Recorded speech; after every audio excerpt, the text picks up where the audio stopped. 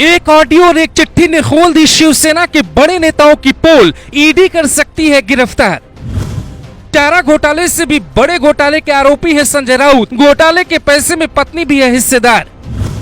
कंगना की बद्दुआ उद्धव को लगी। सपना का श्राप संजय राउत को बर्बाद करने वाला है। मोदी को हिटलर बताने वाले, शाह को सदन में ललकारने वाले और कंगना को हरामखोर बोलने वाले संजय राउत सबसे बड़ी मुसीबत में फंस गए हैं। 1034 करोड़ के घोटाले में संजय राउत के घर ईडी ने पहले छापा मारा और फिर राउत को हिरासत में लेकर चली गई। हम आपको बताएं कि ये घोटाला कितना बड़ा है। इससे पहले सुनिए कि ईडी को छापेमारी के दौरान ऐसा क्या मिला कि ईडी के अधिकारी भी हैरान हो गए। रविवार करीब 7 बजे ईडी के अधिकारी संजय राउत के आवास पे छापा मारने पहुंचे। 12 अधिकारियों ने राउत के 3 ठिकानों पर करीब 9 घंटे तक छापा मारा। पुलिस के भांडूप वाले बंगले पर संजय राउत हाथ हिलाते दिखे। इस दौरान उनके विधायक भाई सुनील राउत किसी से फोन पे बात करते नजर आए, लेकिन मदद के लिए कोई नहीं आया। आखिर में ईडी ने संजय राउत को हिरासत में ले लिया। अंदर जब छापेमारी चल रही थी तो बाहर संजय राउत के समर्थक धरने पर बैठे थे। खुद संजय राउत ने ट्वीट कर लिखा कि मर जाऊंगा लेकिन समर्पण नहीं करूंगा।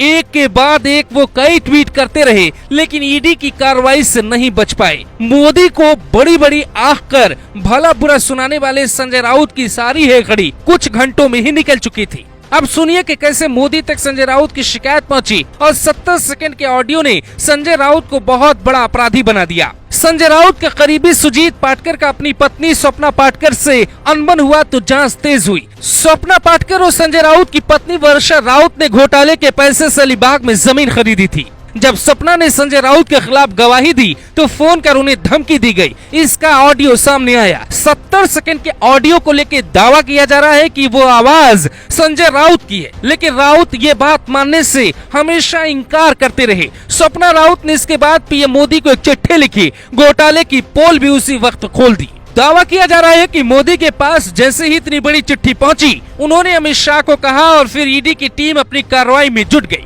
जांच में पता चला कि संजय राउत के अलावा उनकी पत्नी और बेटी भी इसमें शामिल है। पात्रा चावल घोटाला आम लोगों की गाढ़ी कमाई लूटने का घोटाला है। जैसे चारा घोटाले में लालू प्रसाद यादव पर जानवरों के चारा का पैसा हड़पने का आरोप लगा, वैसे ही संजय राउत पर बिल्डर की मदद से आम लोगों का मकान हड़पने का आरोप लगा। वो लोग जो दिन रात मेहनत करके अपने लिए घर बनाना चाहते हैं। साल 2007 में महाडा ने पात्रा चावल के रीडेवलपमेंट का काम गुरु आशीष कंस्ट्रक्शन को दिया। 47 एकड़ जमीन में कुल 672 घर बने। इसके अलावा कंपनी को 3500 फ्लैट बनाना था, लेकिन 14 साल बाद भी फ्लैट्स नहीं बने। कंपनी ने फ्लैट्स बनाने की बजाय 47 एकड़ जमीन 8 अलग अलग बिल्डर को बेच दी। मार्च 2018 में महाडा ने कंपनी के खिलाफ मुकदमा दर्ज कराया। तब ईओडब्ल्यू ने संजय राउत के करीबी प्रवीण राउत को पकड़ा। उसने सुजीत पाटकर का नाम लिया और फिर संजय राउत का नाम सामने आया। जो लोग ये दावा कर रहे हैं कि अमित शाह इसलिए संजय राउत को परेशान कर रहे हैं क्योंकि वो मोदी के बारे में बोलते रहते हैं, अब हम उन्हें ऐसा कुछ बताने वाले हैं जिसके बाद उनके दिमाग से ये बात निकल जाएगी।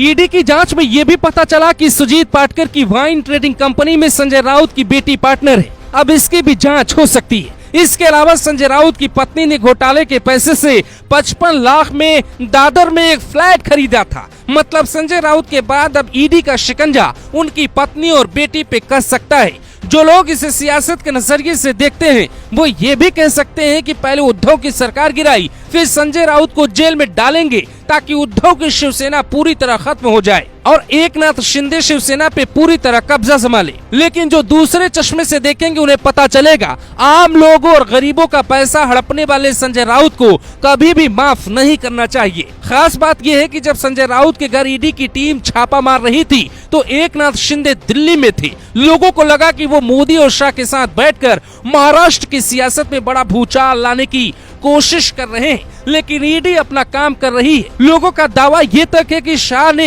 एकनाथ शिंदे की अपील पर ईडी को भेजा है, लेकिन ईडी कभी भी इतनी जल्दी तैयारी नहीं करती। सालों पहले रेकी की जाती है और फिर सबूत मिलने पे छापेमारी की जाती है। अब आपको ये बताते हैं कि संजय राउत का ये हाल क्यों हुआ। कहते हैं कि सभी से दुश्मनी एक साथ नहीं लेनी चाहिए। सरकार से, मोदी से, शाह से संजय राउत ने हर किसी से दुश्मनी तो ले ली, बचे हुए विधायकों को ये तक कह दिया कि वो लाश बनकर महाराष्ट्र पहुंचेंगे, जिसके बाद महाराष्ट्र से लेकर दिल्ली तक सभी नेता संजय राउत से नाराज हैं। उनके भाई फोन कर अपील कर रहे थे मदद करो, लेकिन एक भी व्यक्ति उनके मदद के लिए सामने नहीं आया। इसीलिए सियासत में कुछ दोस्त तो कुछ दुश्मन जरूर होने चाहिए। Bureau report, global Bharat TV.